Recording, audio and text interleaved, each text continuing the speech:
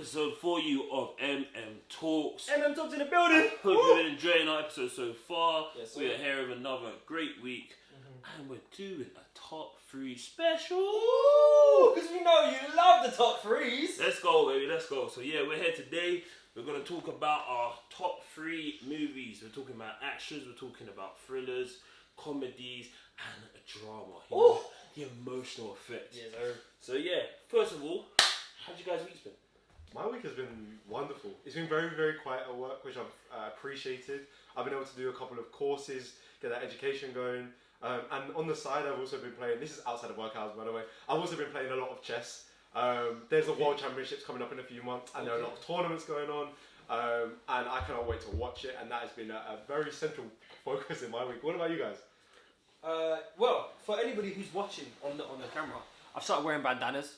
So I think that pretty much encapsulates my week. That encapsulates how I'm feeling. I'm feeling a bit rebellious. Now, go on, what are you going to say? That sounds like the perfect incentive to go and watch on our YouTube channel right now. Just to see the bandana, because Jen looks saucy. Ooh. An incredible person, Steve, who works in the building that we live in, he said I was looking like Axl Rose. And if you don't know who Axl Rose is, Google it after you go watch this video. And that's what I'm going to say. How's your week been, Vicky?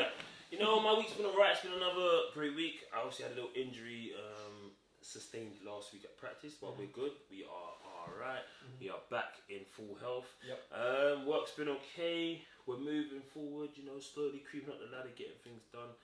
Yeah, like, you know, it's just been another productive week. Made a few great investments, you know. So I'm happy about that. Just getting moving up the ladders. You know, trying to be an octopus out here for certain coins. You know, good. Picking up them coins. Come on, B. So yeah, but that's about it. But let's get into it, man. Let's start easy. Give me your favourite, or one of your favourites, one of your top 3 action thrillers. Who's going first? You know what? I'm going to take a leaf out of the book of one of our guests last week, Kate, who was fantastic. I'm going to go first. I'm going to pick up where she left off in going first in this section. Okay. For me, I thought about this one. I thought about this one very long and hard because I knew it's an action, but I knew what genre I was going to go for. It was going to be superhero. Okay. And I knew where I was going with it. I was thinking Avengers, I was thinking Infinity War, I was thinking Endgame, all of those ones, and I was like, you know what? I love all of the Marvel movies. I love all of them. I think they're fantastic. But there's one that stands out for me above the rest. Yeah. And that is Captain America, the Winter Soldier. Okay. I feel like Ethan was a bit tense. I feel like Ethan was a bit tense. You were saying Marvel, I think we're going to go for a DC slant. I'm so glad that you said that. Please continue on. I'm happy now. I was looking into Ethan's eyes and I was like, we might have a problem here. But, that's one of the reasons as well why I chose Winter Soldier, because, to be honest, when I talk to people about this movie, they don't rate it. And I'm like, why do you not rate it? First of all, it's the first movie that the Russo brothers directed for Marvel. The Russo brothers ended up directing Captain America Civil War, Avengers Infinity War, and Avengers Endgame. 3 of the highest grossing movies for Marvel, and 3 of the highest rated movies for Marvel. So that movie, Winter Soldier, moved them into the stratosphere, into the top, the upper echelons of direction, right? You say they started the wave. They started the wave, my bro! Okay. They took it to that next level. And the reason why I chose this one, because first of all, superhero movies encapsulate a lot of the things that we've got on our board, on our list. They are action. There is a sense of thrill in them. They do borrow from thriller mechanics of movies. They're also incredibly funny, like in the comedies that we're going to talk about. They also have immense amounts of drama and emotional moments. The last movie I cried in was a superhero movie, was actually Avengers Endgame. So they encapsulate everything, right? And I knew I was going to go for it. Now, the reason why I chose Winter Soldier, one, is because it's not spoken about enough. People don't put respect on its name, and that's outrageous. But 2, it's kind of like an espionage spy movie. Yeah. Right? Captain America goes from being the super soldier, punch, pound, to going undercover, having to go against the company and the infrastructure that got him out of the ice, that reintroduced him to the world. And you're seeing this human being who was from the early 20th century have to move into the 21st century while finding out that he cannot no longer trust the government. And he's Captain America. He's supposed to be the representation of the government. So you're seeing this dichotomy of somebody who is a representative of a nation. He has the stars and stripes on his outfit. Also, be a representative of the people. And while he's doing that, he's accompanied by Black Widow and some other characters. This is where we're first introduced to Falcon and also to Winter Soldier, who are all incredible characters in their own right. It uses some great techniques to build suspense, to build tension. I adore that movie. I adore where it led the franchise of Marvel to. And that is my favourite action movie. So I'm going to move on to you guys. Unless you have questions. You go. Okay, I'm very, very glad that Jed took the Marvel slant. So I'm going to flip it to DC. There are 3 DC superhero movies that I enjoy, and they're all done by Christopher Nolan, and they're all about Batman. Yep. One of my favourite superheroes, one of the best superheroes of all time. Yep. Of the 3, for me, it's got to be The Dark Knight. Woo! Almost a pierce the resistance of that trilogy, in my opinion. Heath Ledger's Joker, iconic, incredibly quotable. Do I look like a guy with a plan, etc. Why so serious? Thank you for that. I appreciate that. Great movie. Yeah. Took a very different slant to the normal superhero movie that I was used to. Yep. The original Superman, when he spins around the Earth to reverse time, because that's how things work. Yeah. It took a very dark slant on these movies, and that produced some amazing responses. I also got to see it at the IMAX in Waterloo, and if you know, that is a huge cinema. Seeing that initial bank robbing scene was just incredible. I loved every single second of it. I have it. It's one of the few films that I went out and bought on DVD, and I could watch it at any given moment. You might catch me watching it next episode. I'll just be watching it in the corner of my phone or something. Yeah. What do you say, Fabian? You know what? Before I say my answer, every time I think about Batman and hear Batman, it goes back to the old school Batman. So I'm talking Batman versus like Mr. Freeze. Yeah, Poison Ivy. Yeah, Poison Ivy. Yeah. You got Dr. Freeze in it, and then you've got the Penguin. The Penguin done it. And then they introduced even Batgirl into it, everything. Yeah. So like that was one of my best movies. I think one of the best ones from back then. Yeah. But for me, I got to stick. Just it might be a bit cliche, but I'm gonna say Avengers Endgame. Ooh, we all went down the superhero route, and I love to see it. I think for me, when you're talking about action, talking about thriller, I think the last 2 Avengers got really deep because people started dying. Like, I'm not ready. Spoilers, just in case. No, if you have not seen those films now, I don't care if I'm spoiling it. Yeah? It's been out for too long. It's been out for too long. It's true. Like, but yeah, people started dying, and it's just like, bro, like, what's going on? Nobody knows. Like, I remember seeing the beginning of what was the second one called? I can't remember. Look at me. And Arrow's gone. We're talking about Infinity War. We're talking about Infinity War, because not Endgame yet. Infinity War is when they need to when everyone starts to come back. Yeah. And obviously Arrow's gone. And I remember seeing it, and I'm like, oh yeah, he's gone. So like you see Endgame, you do Endgame, like, oh yeah, he left. Like they all left. Like they left him. All his whole family's gone. And I'm loud in the cinema, right? And I'm getting told, shut up. I'm like, shh, man. Yeah. Like, it's serious. Like this shit's serious right now, you know.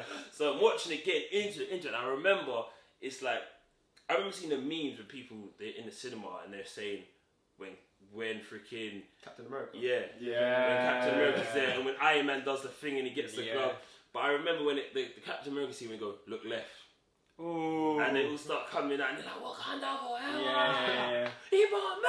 I'm like, yeah, let's go. Because you know, you're thinking like, my man Thanos thinks he's got it. Yeah. And next thing you know, it gets real serious. Yeah. So yeah, I think I enjoyed that from like, I got so hot in the cinema watching it. And it's just every little bits to like the train scene when Captain America comes with Black Widow to save freaking Vision.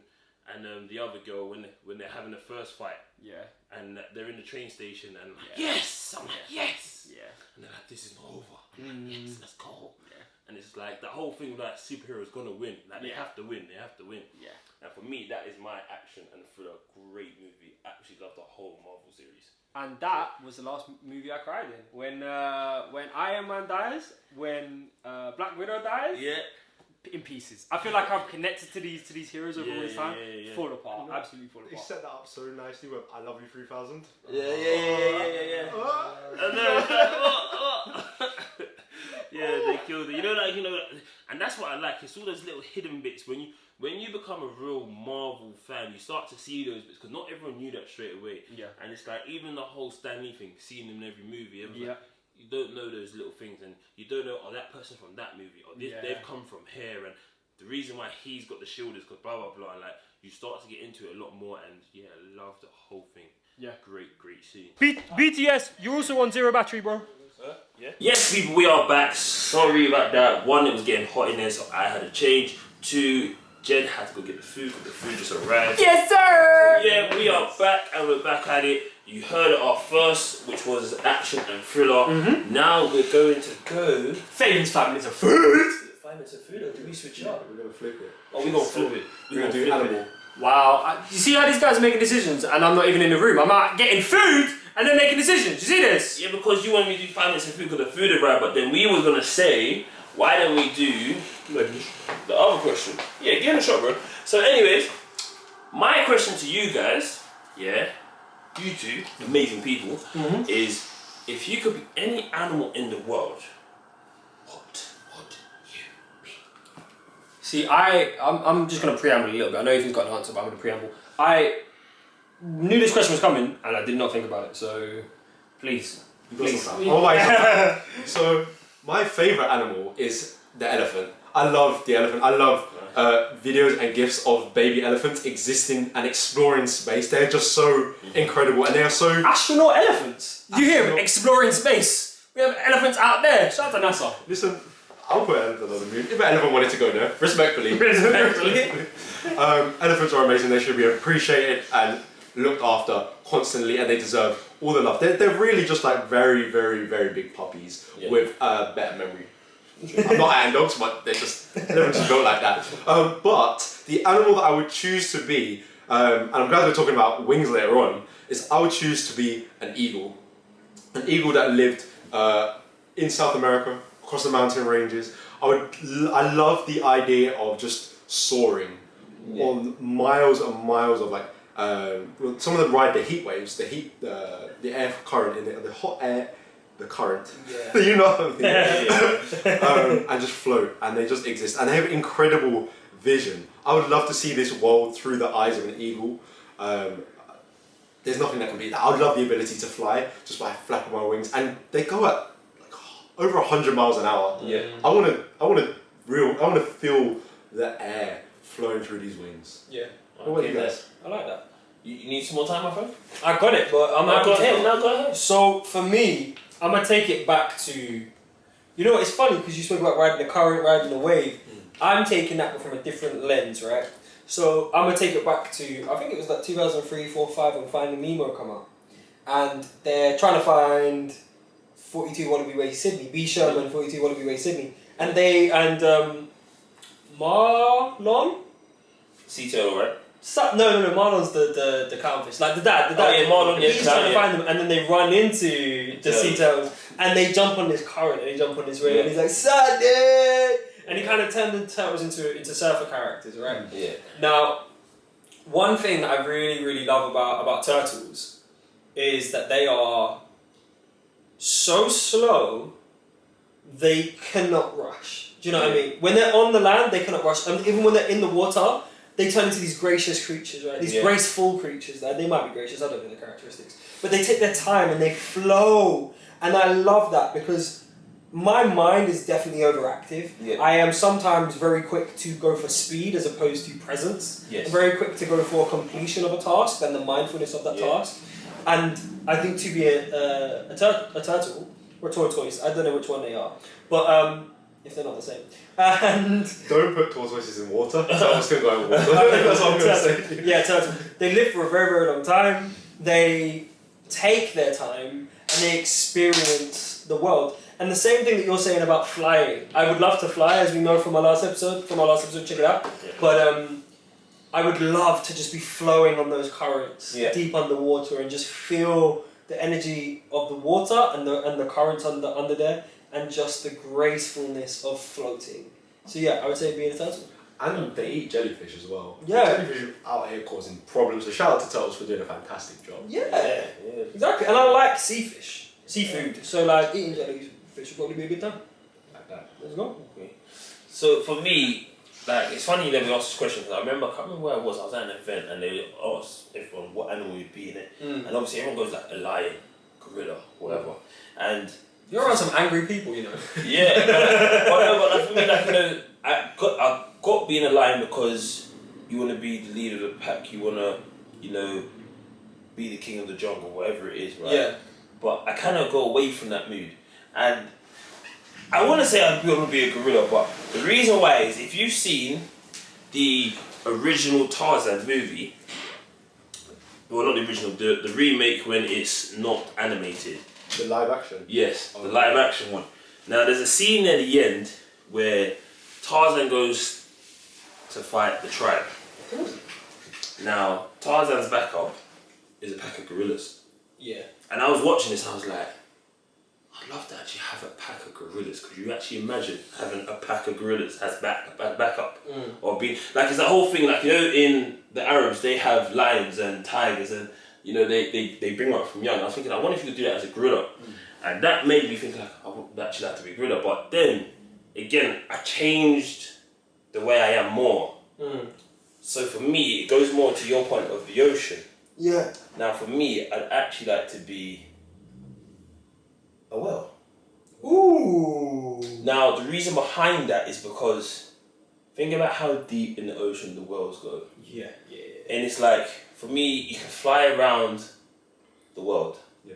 You can be like an elephant, a lion, and walk so far. Yeah. But there's so much ocean unseen, uncovered. Yeah. No one doesn't know what half of these whales have seen in their life. Yeah.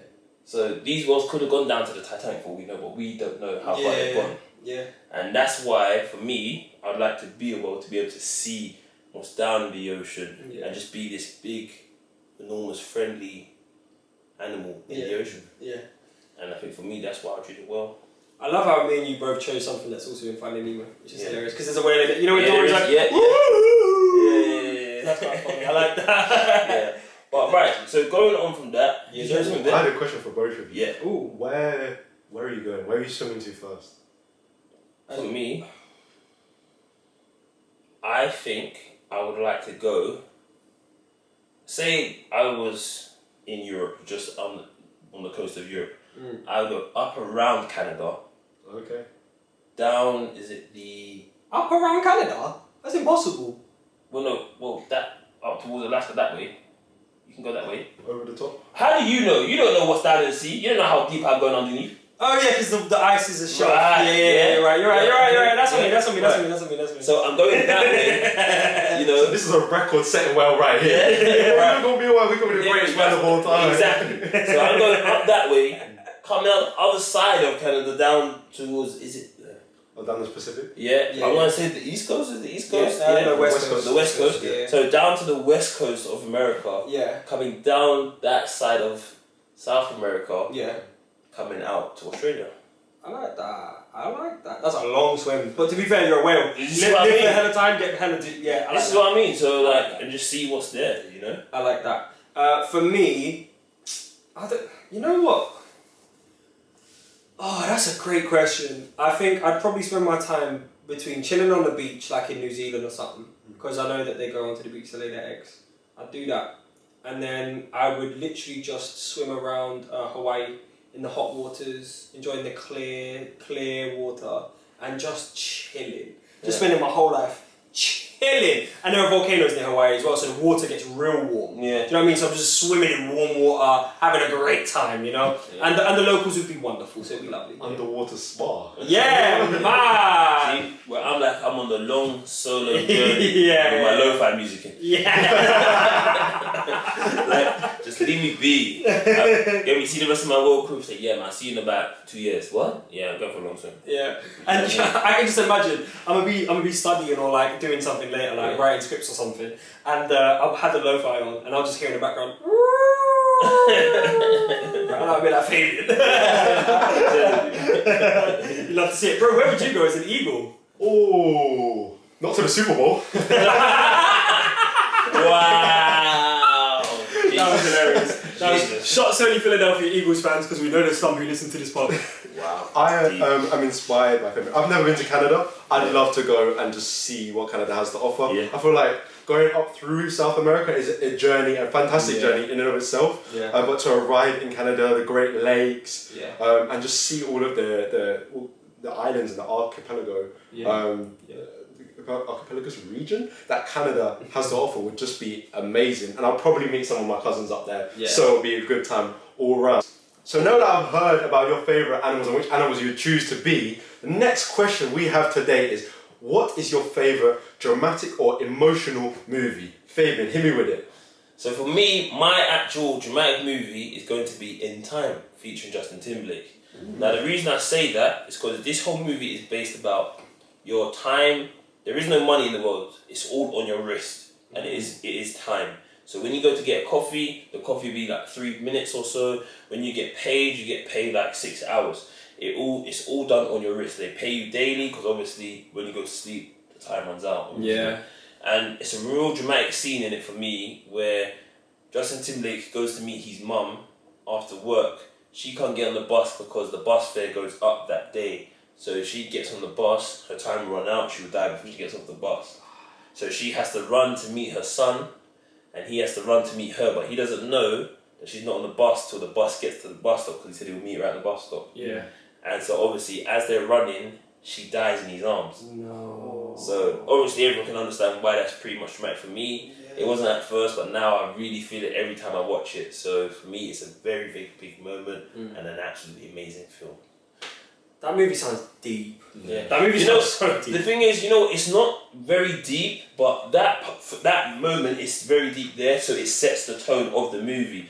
And there's other parts in the movie where now, because he's had that happen to him, he's on edge. Yeah, of course. So he wants to make everything right, and there's another scene into the movie where he's at a casino table with all these millionaires. Now remember, it's all on your wrist, but these guys don't carry it on their wrist because they're so rich. Yeah. So they're betting, say, 100 years. Jeez. They're betting 50 years, which you don't really get. And he puts a bet down, and basically the guy and him are playing poker. Now the guy shows his cards because they're on, say, 950 years. What? And it got to the point where Justin's now put his on. The guy showed his cards, and Justin shows his cards, and he goes, "I thought you was bluffing." And then Justin shows his wrist, and his wrist literally is going 10, 9, Oh 8, man. 7. He goes, "I don't bluff," and then he collects his reward. It's so crazy. You think like this guy could have died if this took too long. Yeah. And it's like that's the kind of intensity he does with the whole thing. So for me, it's emotional, it's a drama, it's a bit of a thriller. Amazing film. Yeah, I need to watch that. Have you That's not seen it? No. What? I need to watch this movie. You really do? Please, Facts, please do. facts, Yeah. facts. So I think you might as well go next because you told me you ain't watched this movie. I'm kind of shocked. So we need to talk. Yeah, bro, that's a big movie. So for me, The drama, the emotional, it's definitely very dramatic and very emotional. Is The Five Bloods. Oh. Spike Lee is my favourite director of all time. And boy, that lies, bro. Spike Lee is my favourite director of all time, and for very, very, very good reason. He tells a story unlike anybody else. He puts a signature on everything he does. Yeah. Whether it's Do the Right Thing, whether it's loads of other movies that I've just all forgotten. Chirac. Chirac is incredible. I would recommend anybody seeing Chirac. It's outrageously good. Yeah. The Five Bloods is fantastic. They go back to... Who's they? Basically, it follows these veterans of the Vietnam War. And they go back to Vietnam. They go back to the place in which they fought. And they want to pay their respects, one to a fallen soldier who is played impeccably well by Chadwick Boseman. And they want to go back to the previous place because potentially there's treasure in it. Yeah. They planted something years and years and years ago, and it's time to go and collect. It's time to go and make the most of it. So they go into the jungle in Vietnam and go on this experience. And it is harrowing, it is deep. There is a moment when one of the acts, and I can't remember his name, but he is a star and a blessing for all of us. He's having a breakdown. He's disconnected from the group. He's going through a very emotional moment, an anger and sorrow-filled moment. And he speaks in continuous prose towards the camera, endlessly, and he monologues towards the camera. He breaks the fourth wall and looks right into your soul and gives you his soul. And it's just so compelling. That coupled with what's going on what's it called when there's no acapella? What's Going On acapella, where all you can hear is the vocals of What's Going On by Marvin Gaye. Outrageously good movie. I am gripped from the second I start to the second I finish. There is a really tense moment when somebody steps on a mine, and it's one of the guy's sons, and you're like, my heart was tense for so long during that scene. The emotions go up and down. Sometimes you're filled with joy when they are filled with joy. You're filled with fear when they're in moments of peril. I can't say enough good words about Spike Lee and the performances of the incredible people who were in it. So big the film. Five Bloods for me. That is an incredible movie, and I remember talking with you about. I think the actor's Delroy Lindo. Yeah. And that scene is just amazing. I've listened to that Marvin Gaye a cappella just in an empty room by myself on speaker, and it's just goosebumps every time. Shout out to Travis Scott. Yeah, really. So my movie is actually quite a lot lighter than yours on the whole. Yeah. But there is a very specific moment, and it is the first and only film in which tears have come to my eyes and streaked down my face. And this is actually Toy Story 3. Yeah. Toy Story 3 has a moment at the end, and I feel like we should before this episode comes out, make sure we put spoiler tags right at the beginning, because everything is a spoiler. I'm going in on this. Yeah. I need to describe this moment. I was about 16 when this movie came out, so I had already been in the Toy Story world for at least 10 to 12 years. I even had games in which you could skate as Woody and Buzz Lightyear, and it was amazing. So I was very connected to these characters, and they were an integral part of my childhood. And there is this moment towards the end of the movie, there's an evil pink bear that has taken them to this trash dump and tried to get rid of them. And they are inching closer and closer towards this massive incinerator. And they look towards each other, and you can see the acceptance of what is to be their demise in their eyes. And I was not ready or prepared for that. And it genuinely felt to me, sometimes I'm very skeptical. I'm like, oh, it's not going to happen. I felt like it was about to happen. And thankfully it doesn't, but I was in tears at that moment. And that is my movie. It just touched my heart, and I've never had a movie touch my heart in the same way. Yeah, I'm saying that made me cry. That moment made me cry, and I was like, "What? Why am I crying like kids movie? What's going on here?" I remember that moment. Yeah, it was very deep. Yeah, very deep. Because it almost feels like you're waving goodbye to your childhood. Yeah, that's how it felt. It felt like, this cannot be it. Yeah, exactly. Yeah, but moving on, it's that time. Because you hungry. I like to eat. Yes, I'm sure you hungry too. So we gonna go right into Fabian's 5 minutes of food. And today we're talking the chicken wing. We're talking wings. We're talking flavors. We're talking, are you buffalo? Are you barbecue? Are you that blue cheese? Or are you that lemon pepper salt, baby? Let's go. So I'm gonna kick it straight off. Yeah, please do. I'm gonna go straight into homemade, straight, deep fried, no batter chicken wings. The reason I was saying that is because the seasoning you put on after takes it to another level. So I like to make a homemade, spicy but sweet, great kick but soothing and straight out after kind of sauce. And what we do with that, here's the marinade, people. Little secret, base of the marinade. You're getting 5 Scotch bonnets. You're getting 3 shallots. Yeah, you're gonna get 2 spring onions. You're gonna get a red pepper, and you're also gonna get probably, I would chop up maybe like 3 or 4 tomatoes in that as well. And then you're gonna add a couple tablespoons of ketchup. Then you're gonna add a couple tablespoons of barbecue sauce. Then 1 tablespoon of jerk sauce, or a little bit more if you fancy. Blend that all up in a nice blender to make a nice marinade. Once your wings are cooked, you're gonna flip it in that marinade. And then once the marinade's all over it, you're gonna add, you can add honey, but what I like to do is add the maple syrup, because maple syrup gives it that sweetness after that spice. And that's what I call my signature wing, which you can have at the barbecue before the barbecue.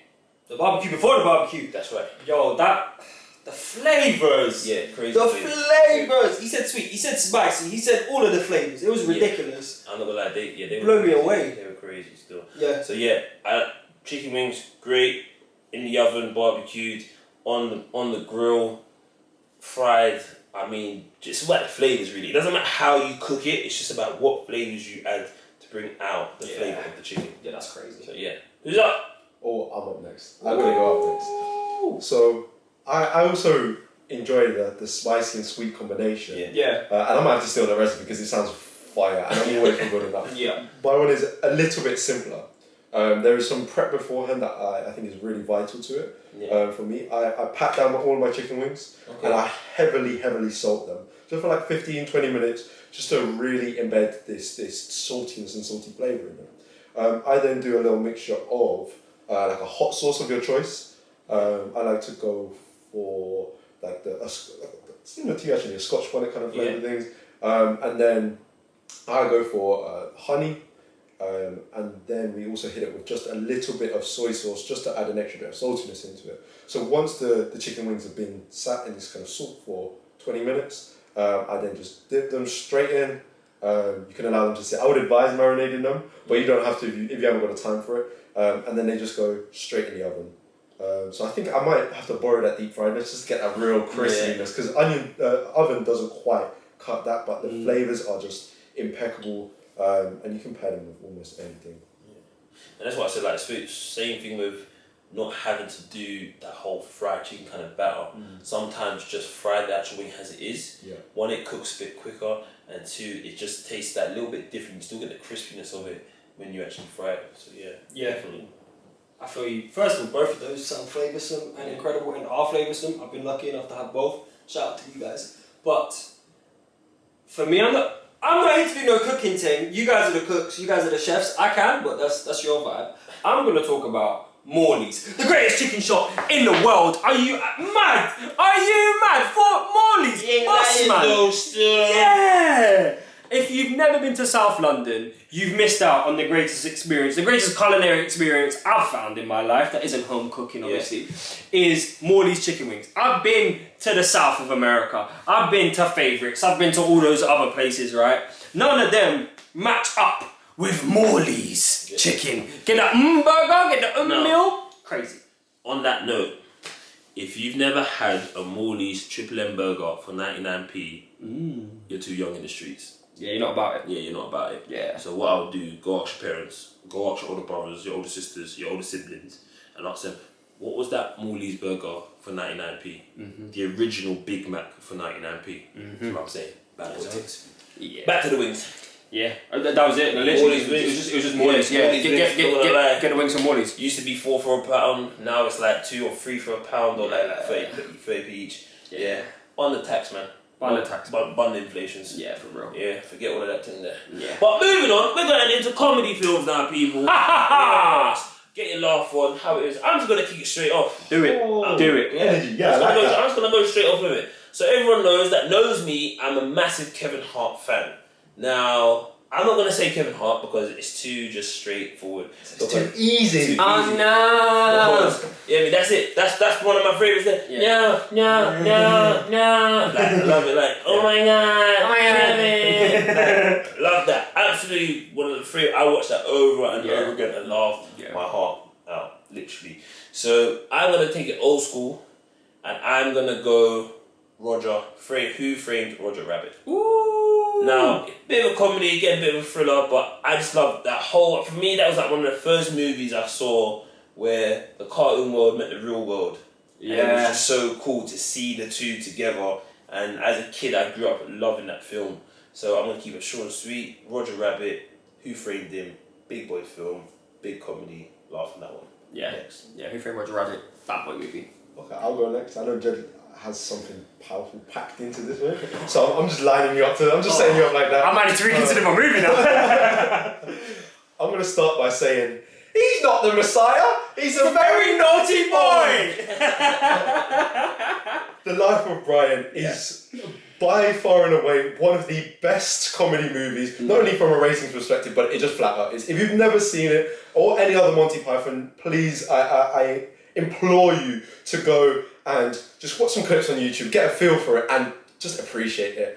The Life of Brian is full of fantastic quotes, and it really, I feel like, highlights some of the subtleties to the way people speak, and the use of language and how it can be used in hysterical ways. There is a man with a speech impediment, which we shouldn't watch openly, but in this film, which is a comedy film of the 80s, 90s, around that period of time. Yeah, maybe 80s, yeah. It uses it to great effect. It also finishes with one of the best songs to appear in a film from my perspective, and also a motive that I like to live by, which is always look on the bright side of life. Yeah. With the whistling, it's just a beautiful way to finish what is a crazy, wacky, mixed up movie full of quotes. And The Life of Brian, if you haven't watched it, go and watch it, go and appreciate it. I implore you.